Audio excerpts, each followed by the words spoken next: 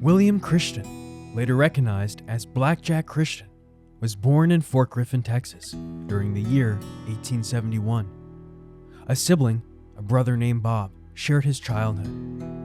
While the specifics of his early years remain obscure, certain accounts pinpoint his birthday as September 5th in Kearney, Missouri. The son of William Christian Sr., a Kentucky native, young Blackjack's family mirrored the westward expansion of the United States. His father was among the pioneers who settled the Fort Griffin region following the Civil War. The family's residence shifted frequently during William's formative years. They initially dwelled in Baylor County, Texas, before relocating to the Texas Panhandle around 1883. The Oklahoma land rush of 1891 marked another chapter, with the Christians establishing roots in Pottawatomie County, Oklahoma, near the Little River, south of Tecumseh. As adulthood approached, Blackjack and Bob ventured deeper into the southwestern expanse of the nation. Their pursuits there were a blend of legal and illicit activities, cattle rustling among them. By the late 1880s, William and Bob Christian had established a notorious reputation as outlaws. Their criminal activities escalated dramatically in 1895 while residing in Guthrie, Oklahoma. A confrontation with a lawman resulted in the officer's death, and the Christian brothers were subsequently apprehended. The incident unfolded on April 27, 1895, when Deputy Sheriff Will Turner sought to arrest Bob Christian on a grand larceny charge.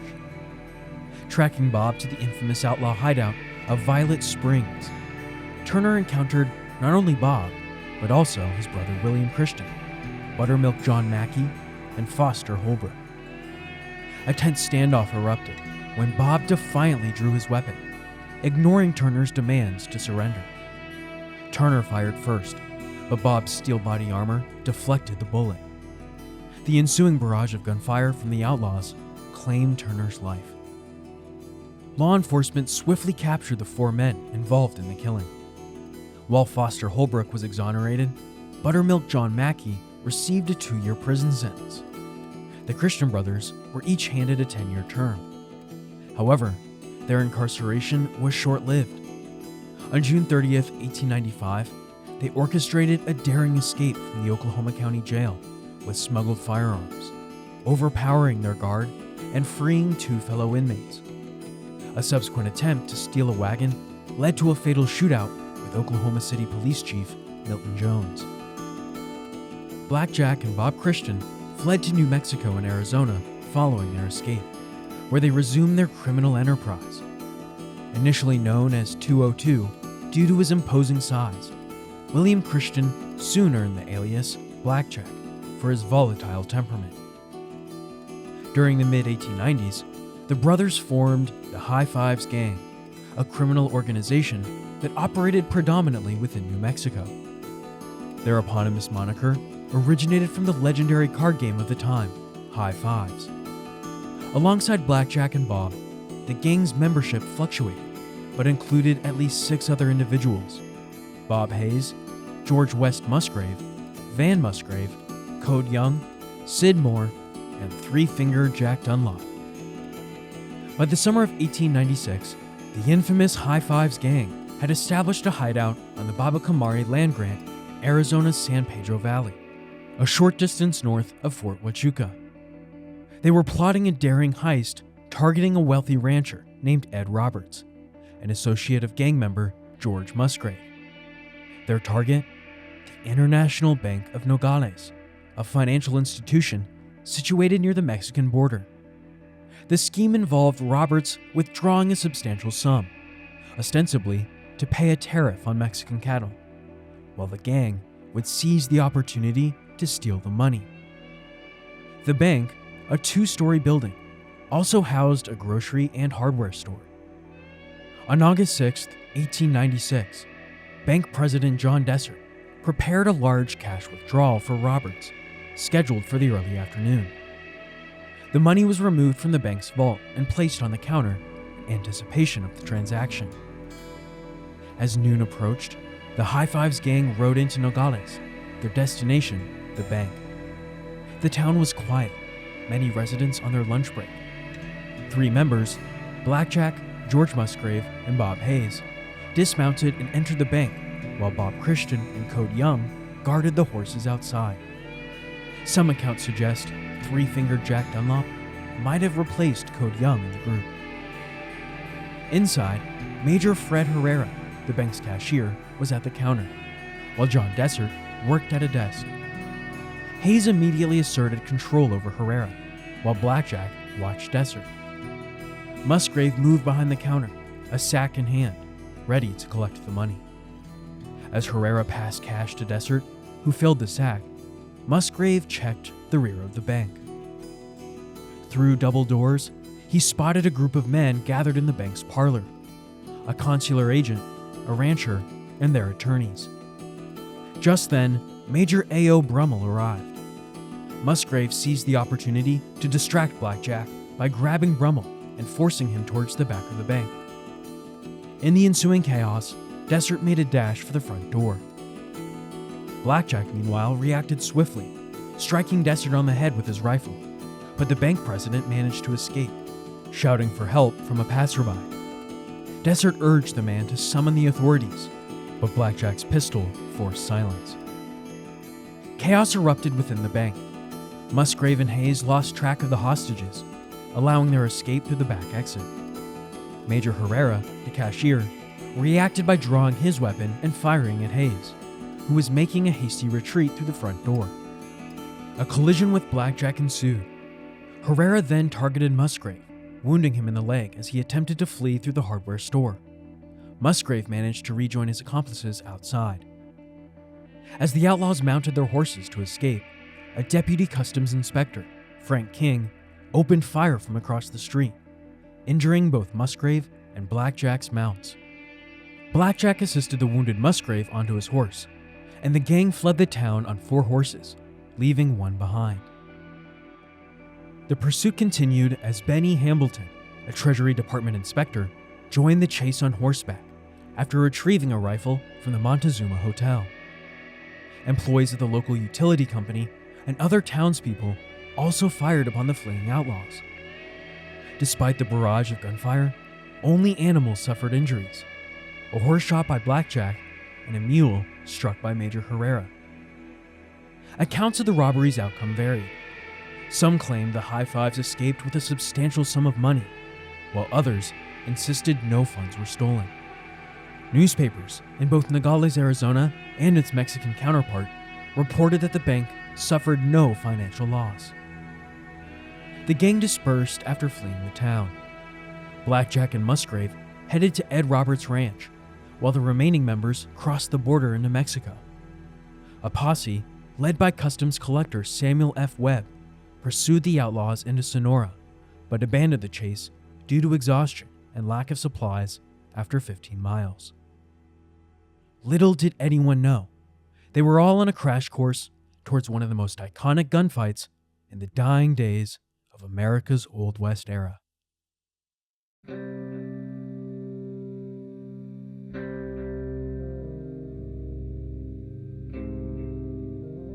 Upon learning of the bank robbery, Pima County Sheriff Robert N. Leatherwood swiftly assembled a posse in Bisbee, a town closer to the Mexican border.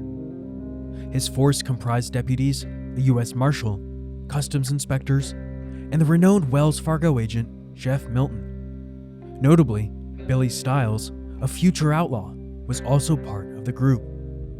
The posse divided its efforts to track the dispersed gang.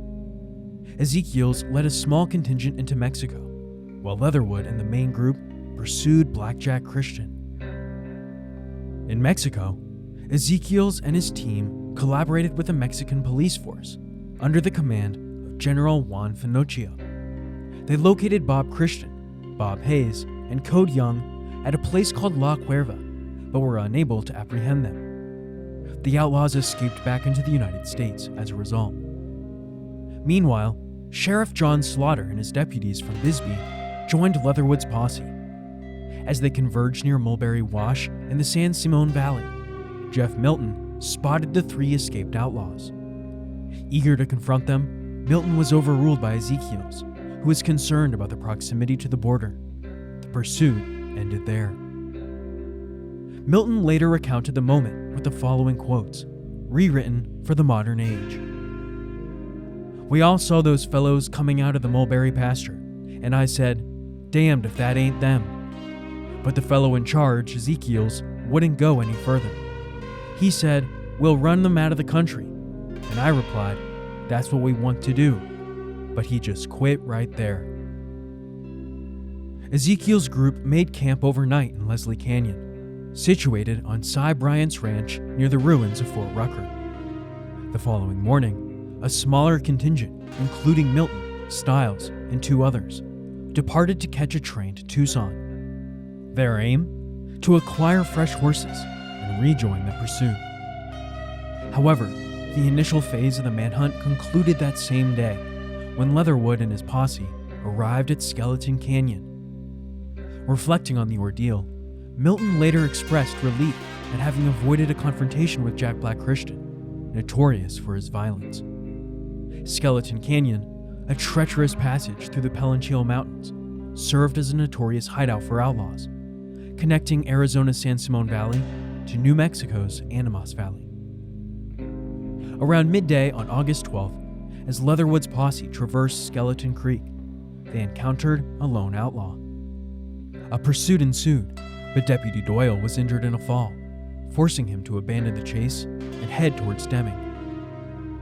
The remaining posse, including Leatherwood, Slaughter, Alfred, Hildreth, Johnson, and Robson, pressed on. As they approached the canyon entrance, a surprise ambush erupted from the dense undergrowth. Robson, positioned at the forefront, was fatally struck by multiple bullets. The posse returned fire, killing one of the outlaws' horses. The intense exchange of gunfire forced Leatherwood and his companions to take cover as their horses, including Alfred's and Robson's, fled towards the enemy. One outlaw managed to seize Leatherwood's horse, but it was later reported killed in the chaos.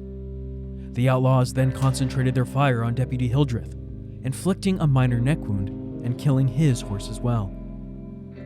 The man called Jeff Milton would again give his personal eyewitness account of these events, rewritten with context of the subjects at play. Bill Hildreth got in behind a tree, and the high fives were shooting, and bullets would knock the bark off of one side and then the other. And old Bob Leatherwood told me himself, said, "Milton, did I run? I had one of these old long barrel rifles, and I used it for a jumping stick when they got to shooting at him." Old Bill was the only one left then, and was smoking them high fives gang members. Do you know, I can't understand how a man can shoot at a fellow 6 or 7 times and not kill him. I don't understand. When old Bill got a chance to run, the high fives were shooting both sides of the tree, and yet he got out. Although he did remember his fellow called Robson and went back and got him. Walter C. Hovey, a close ally of the gang, later alleged that Hildreth had sought to join their ranks, explaining the outlaws' focused attack on him during the confrontation. The Bisbee Orb reported that Hildreth's extensive knowledge of the region, gained from years of cattle driving, made him a valuable asset to the posse.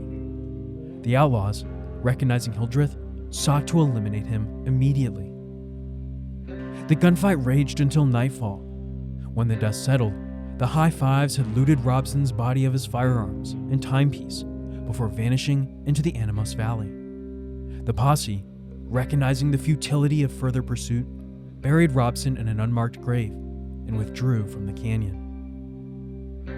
In the aftermath of the Skeleton Canyon confrontation, Sheriffs Fly and Leatherwood dispatched a telegram to Tombstone, claiming a standoff with the outlaws that resulted in an exchange of horses.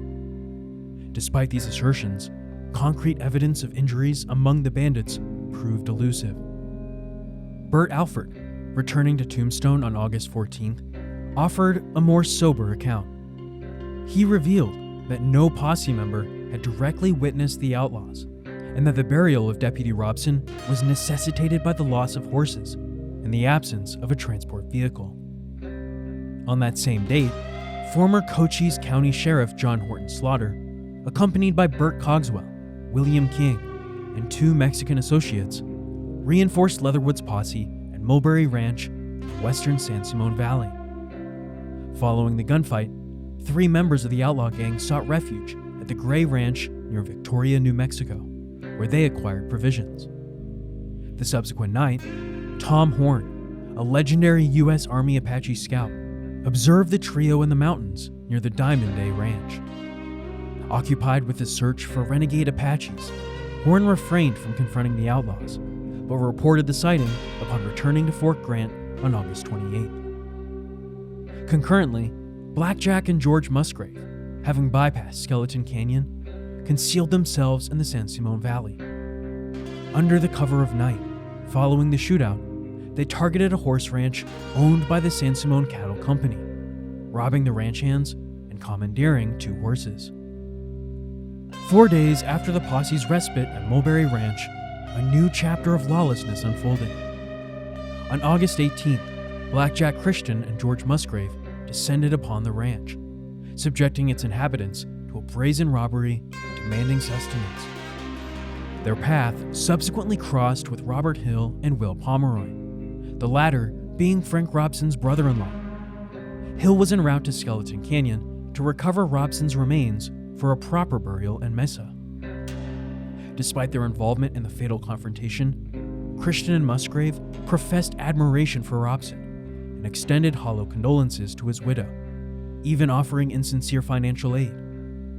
Following this encounter, the duo made their way towards the Mexican border town of La Morita.